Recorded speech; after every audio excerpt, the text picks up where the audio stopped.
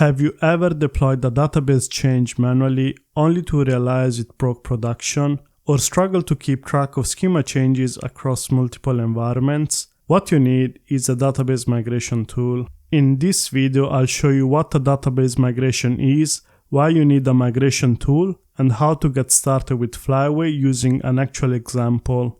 Database migration is the process of managing changes to a database schema over time. It includes creating, altering, or deleting tables, columns, indexes, and other database structures in a controlled and versioned manner.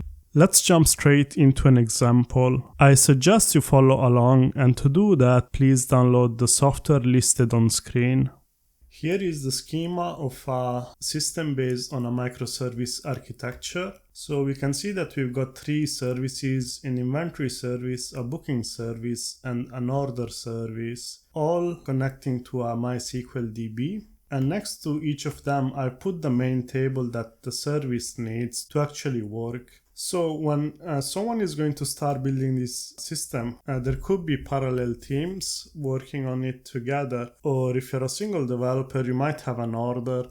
So let's say you start by building the inventory service first. And inventory service relies on having these two tables available to work: an event table and a venue table. When you then move to the booking service, you will need to add a customer table. And finally, when you're working on the order service, you will also need an order table. This system looks quite easy, but let's say in the future you want to expand and add other attributes, and you need to do it in the dev environment, in staging, and in production. You will have a hard time versioning all the DB changes. And to do that, there are tools in the industry that you can use. And one of them is called Flyway. Flyway is an open source database migration tool, and we will be using this one in our examples. If you go back to our diagram, we have these four tables. The final database schema should look something like this. We have foreign keys, primary keys, and each table has columns. Let me show you how to manage a database migration, which basically means going from one state to another using Flyway, and we will be using Springboot together with Flyway to achieve this result. So let's go to Spring Initializer. We're going to create a Java project using Maven, and I'll be using Springboot 3.4.2 with Java 21. Give it a name, and let's add some dependencies. So what we need is Spring Web.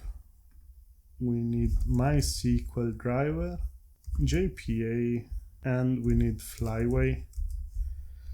This should be everything we need for this exercise. Let's generate it and open it in an IDE. Here is the project we've just built. The first thing we need to do is to spin up MySQL instance on our machine, and we can use Docker to do that. We're going to use Docker Compose to create this instance. So let's create a Docker Compose file.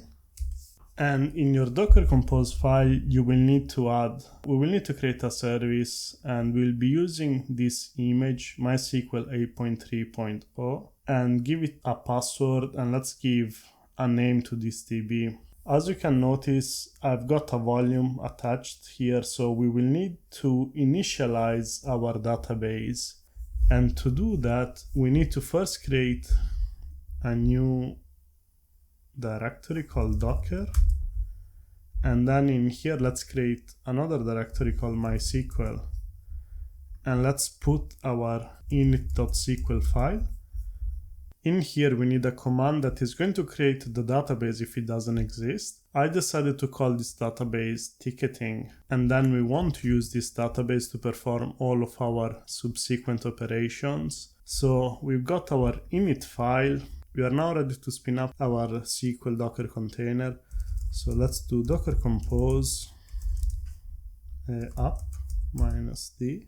Our container called MySQL Flyway has started on port 3307. Next thing, we need some properties to be able to connect to this database. So if you go to source, resources, in here we have application.properties, and we need to add few properties. So we're going to run our application on port 8080, and then we need some configurations. So you need to make sure to put the right port, 3307, and then the name of your database. You need a username and a password. And because we are going to manage DB migration ourselves using Flyway, you want to add this property as well. We don't want Hibernate to manage our DDLs. Once this is done, let's try to connect to our Docker instance running MySQL. I'm going to be using MySQL Workbench. So let's create a new connection. You can give it a name. I'll call it Flyway Migration. Port 3307. Username was root. Let's do OK. Let's connect. Let's give it the password you chose. Click continue. We have now connected to our MySQL instance running in Docker. So as you can see, there is no database here. I think I know the problem. Okay, so I actually also have to remove all the volumes that we created. So I've done a docker compose down -v, and let's try to do an app again. So we have volumes created. Let's go back to our workbench. Let's add the password. And if you refresh, we can see our ticketing database created. So what happened was, before starting this video, I tested this Docker Compose, stopped the container, but I did not delete the volume. So sorry for that. If this is your first time running, you shouldn't have to do all of this. I did not want to delete this part from the video because I also wanted to show you how many issues you can have during development. So to make it a bit more realistic. Okay, we can now carry on. We have a database, but this database is empty. There are no tables in here. And this is where the DB migration tool comes in place. So we want to create these tables, and the first ones, we want to create our event and venue. We then want to create a customer table, and eventually we want to create an order table. We can handle this very gracefully using Flyway. In the pom.xml, we already imported the dependencies we need. You don't need to worry about that. We can simply go to resources, DB migration, and we're going to create a new file. This file needs to have a specific format, so it needs to start with V, a number which is going to be our version, _, and then a description. Because this is the initial one, I'll just call it, actually let's call it create event and venue tables.sql. So make sure you follow this convention. And now in here, we can create our two tables. To run the Flyway migration, we simply need to go up here, create a new configuration to run our application. Let's select the main class. Let's click OK. And now let's run it. Okay, so it did not manage to connect, and I think I know why. In our application properties, because I changed the port, I need to put the correct port, in this case 3308. Let's run again. This time it was successful. So if we go up here and we search for V1, one migration was applied, and we are now at the first version.